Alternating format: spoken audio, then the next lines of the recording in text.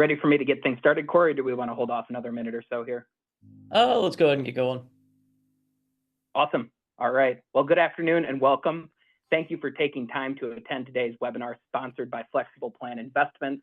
My name is Mitchell Hilton. I am a regional business consultant here at Flexible Plan Investments. If you've never heard of us, we are a registered investment advisor. We place an emphasis on applying risk management techniques inside investment accounts. Flexible Plan has a relationship with many of the nation's top retirement plan providers, and we will leverage that relationship in order to access those accounts held inside of those plans. So without further ado, I will pass things over to Corey, who will take us through the rest of the presentation, and we'll address any questions you might have at the end of everything. All right, thank you, Mitch. I'm gonna move a couple things around here. All right, so good afternoon and welcome to SD Smith Financial's presentation of Maximize Your 401k Plan, sponsored by Flexible Plan Investments.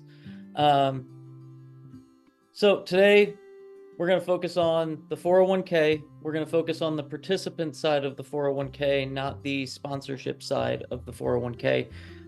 Reason being, it's arguably the greatest wealth builder in America. And we're going to cover different account types that are available, different investment strategies, effective tax management strategies and techniques. And at the end of the session, we are going to have a Q&A to address any questions you might have. So if you have any questions, put them in the chat during the presentation, and I will get to them at the end. In there, there's also a phone call link if you do have any specific questions that you want me to answer about your specific stuff. So go ahead and use that. So why are we talking about the 401k? Well, like I said, arguably the greatest wealth builder in America. The only couple that might really challenge it might be the home ownership piece, but the stats support the claim, right? So Ramsey Solutions did a millionaire study a couple years back and found that 8 out of 10 millionaires invested in their company's 401k plan. These numbers are actually a little bit out of date now, where it was there are 300,000 current 401k millionaires. I believe I saw on a Flexible Plan presentation a couple weeks ago. That number is now over 400,000, I believe, just at Fidelity. So this does not include people who have put money into a 401k or a TSP or something like that, and then changed jobs, moved that money out, and started a new 401k as well.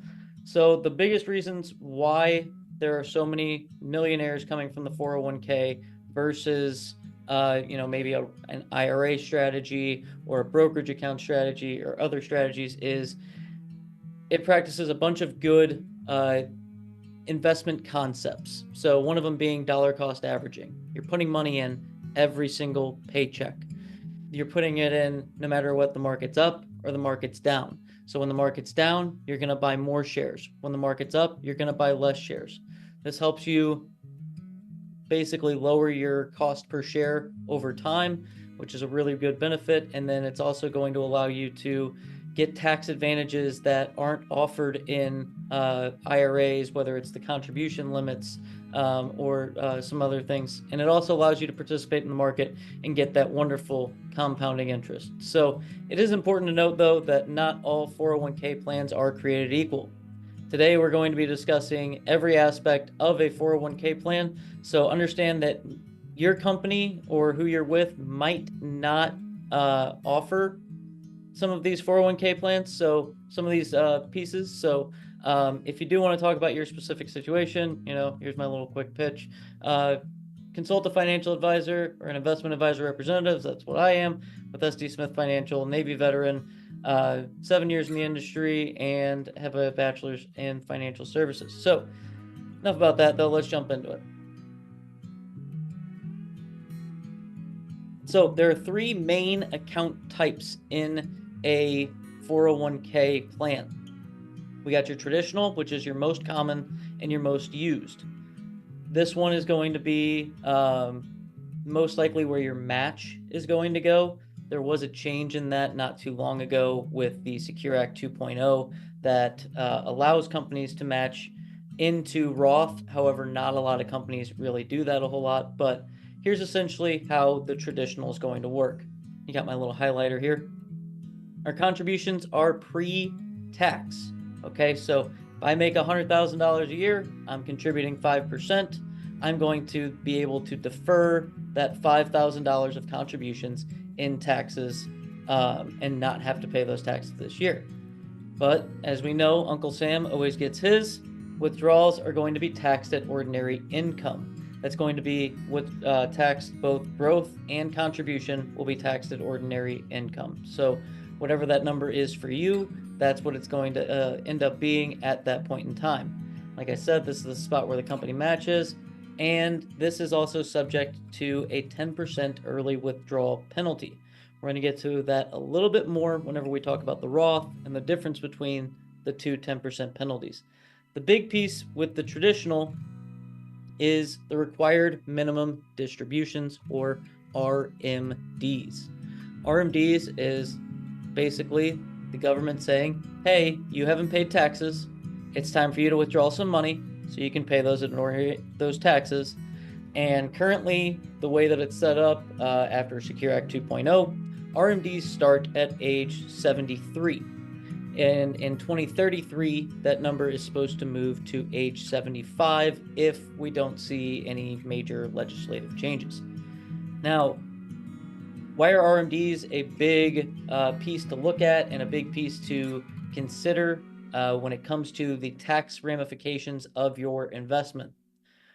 Well, RMDs start, like I said, at 73, but it's only about 3 to 4% of your traditional portfolio that's going to be required to come out.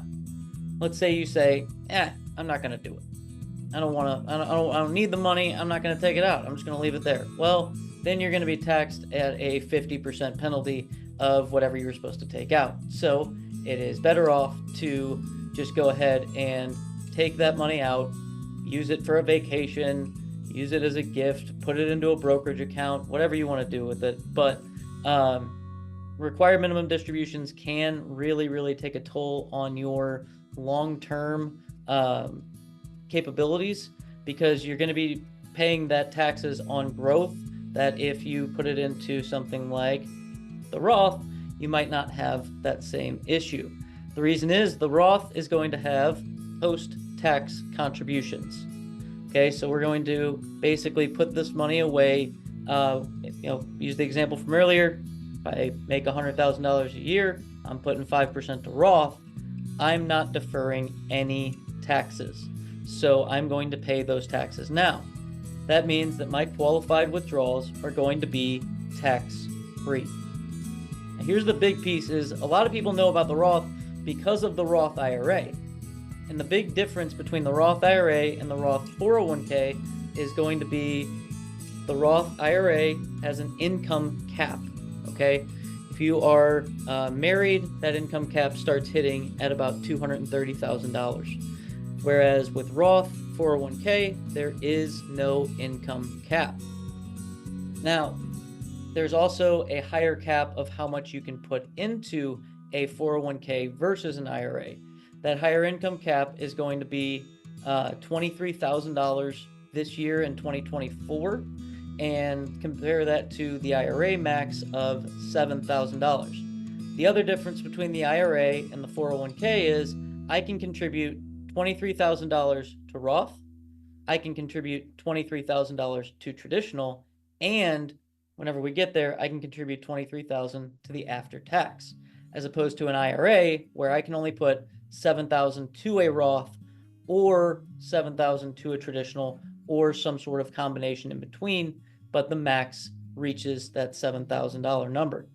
Now, there is a 10% early withdrawal penalty for the Roth. However, here's your big difference between the 10% penalty with the Roth versus the 10% penalty with the traditional. I gotta click on that real quick. The big difference between the 10% penalty with the Roth versus the traditional is, let's say I contribute $70,000 to my 401k, and I end up growing it to $100,000. So we have $30,000 in growth. we have $70,000 in contributions. If I take that out from the Roth, I'm going to pay 10% early withdrawal penalty on the growth, just the $30,000. And I'm going to pay income tax on that growth as well. Whereas with the traditional, since I haven't paid the income tax on it yet, I'm going to get hit with that 10% early withdrawal penalty on the full $100,000, and I'm going to have to pay taxes as well. That is where we see a lot of people when they fall on some harder times, where harder times can be made even worse by running into a giant tax bill and having to maneuver around in other ways to make it work. It's not a good sight to see. It's not something that we want to see happen. Now, one other piece I want to tap on before we go over to the after tax, which is a wonderful piece if your company allows it, but if you take this money out of a 401k plan because you changed employers, you retired, or you're at the age where you can do an in-service distribution, the Roth is going to be rolled into a Roth IRA, whereas the traditional is going to be rolled into a traditional IRA.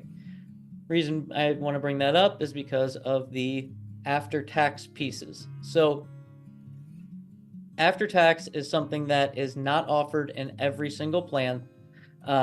Most plans, almost all plans will offer the Roth. Every plan will offer the traditional if the plan is offered. Now, the traditional might not come with a company match, but that's going to be your basic here. The after-tax is going to be post-tax contributions, and the growth in the account will be taxed at ordinary income. So if I put in, let's say I got a high income job and I can put in $23,000 into every single one of these. Well, that $23,000 that I put into the after tax, if it grows to $25,000, that $2,000 of growth is going to be taxed at ordinary income, similar to the traditional side. Whereas the $23,000 of contributions is going to be taxed similar to the Roth side. Now, because of that, it can have some pieces that are subject to RMDs. The other piece is if your 401k plan offers it, you can then convert those contributions once a year from the after-tax account to the Roth account. This is a way to basically put away another $23,000 into Roth qualification so that you can have this money and the growth tax-free when you get to retirement. That is why I say this is probably the most underknown and underused piece of wealth building in our financial planning system as it's currently standing. Now, if you wanted to roll this money out, you would roll the contributions into a Roth IRA and you would roll the growth into a traditional IRA. Now, like I said, this is not offered with every single plan. Not all 401k plans are created equal.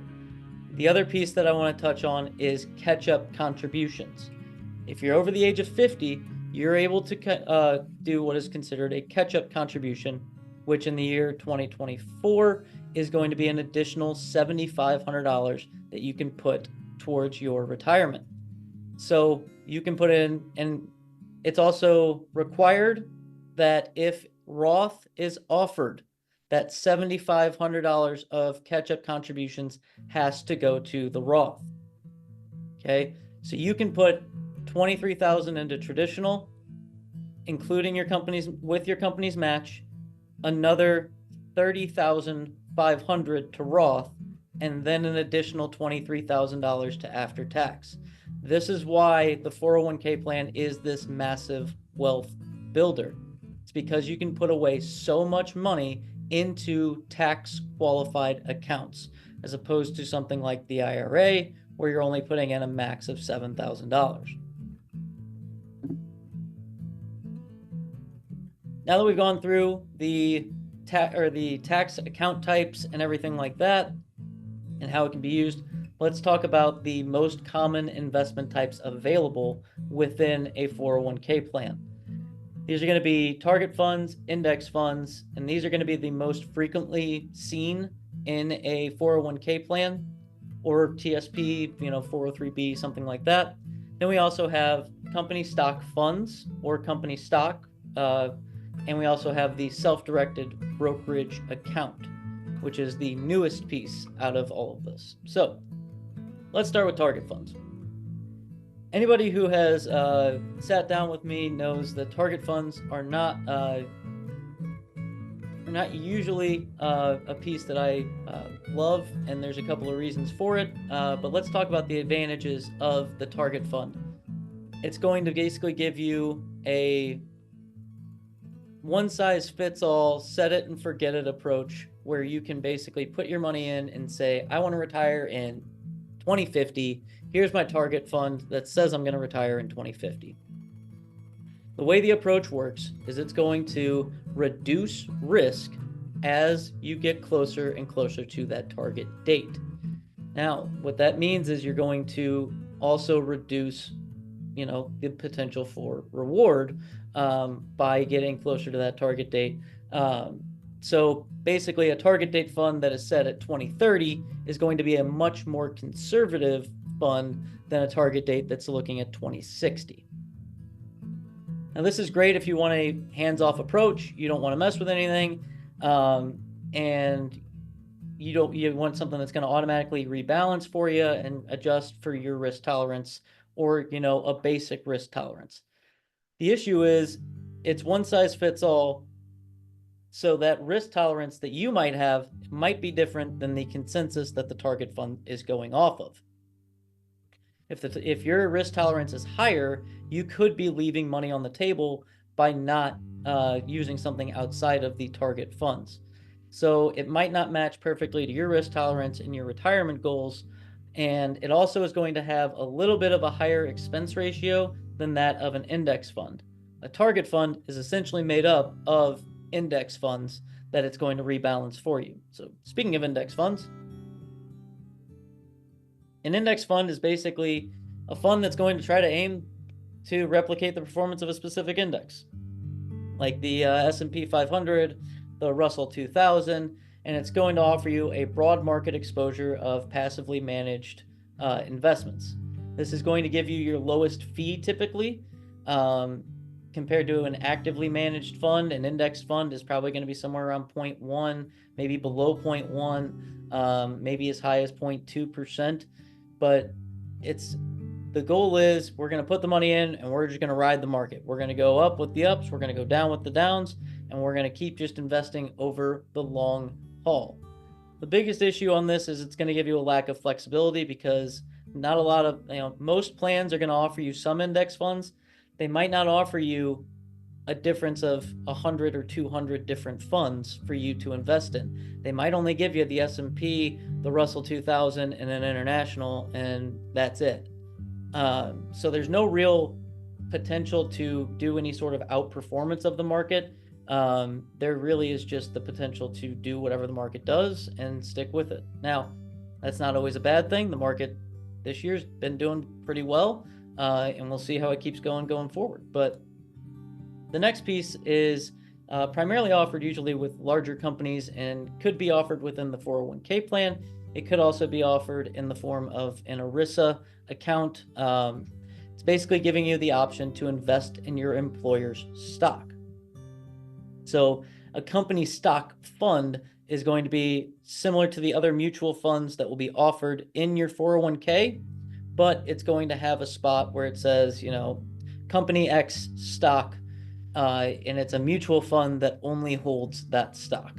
So the good thing about this is it gives you a sense of ownership in the job you're doing, because if your company's doing well and you're working hard, you get to see the fruits of that labor while your 401k continues to grow because your company is doing well. Companies like to offer this because it can give you a sense of ownership and loyalty. However, there is a higher risk due to a lack of diversification. So if your retirement savings are completely dependent on one company's performance, you can run into the same problems that we saw at Enron. So for those of you who don't know, Enron was a company back in that was around for quite some time, an energy company that ended up going bankrupt. And one of their big pieces was they were pushing their employees to put their 401k dollars into this company stock. Not only did they lose their jobs because the company went under, they also lost their retirement savings. So it's not an area that we would suggest. Mom always said, don't put all your eggs in one basket, right? So this is a piece where it's going to give you a lot more risk, and I would definitely most likely suggest that you don't put all of your money into your company stock fund. Now we're going to get to what we're here for today, and the reason why Flexible Plan is sponsoring this for me today is the self-directed brokerage account. This will allow you to still be invested in your 401k, similarly to how you have been, still allow you to contribute to your 401k. We're not taking any money out of the 401k. However, we're going to basically expand the investment options by using the self-directed brokerage account or 401k brokerage window. It's a relatively new feature to 401k plans, and it's a growing feature to 401k plans. When I first started working with this, I believe the number was somewhere around, and Mitch maybe can correct these numbers at the end, but it was around 30 to 32% of Fortune 500 companies in the United States were offering it. This year, that number is closer to 40%. So it gives you more flexibility to use a different, broader array of investments, individual stocks, bonds, ETFs, mutual funds, and it allows you a customization to get a more, maybe it's a more aggressively managed, maybe it's a more passively managed, maybe it's a more gold forward technique or something like that that's going to be more tailored to your risk tolerance, your investment strategy, and your retirement strategy. Now, this is it's got a lot more complex pieces to it than just putting your money into a target fund or just putting your money into an index fund that's going to track one of our major indexes. So having a little bit of a higher level of investment knowledge and ongoing management is key to doing these properly and to making sure that you're not going to, end up messing up your retirement with it.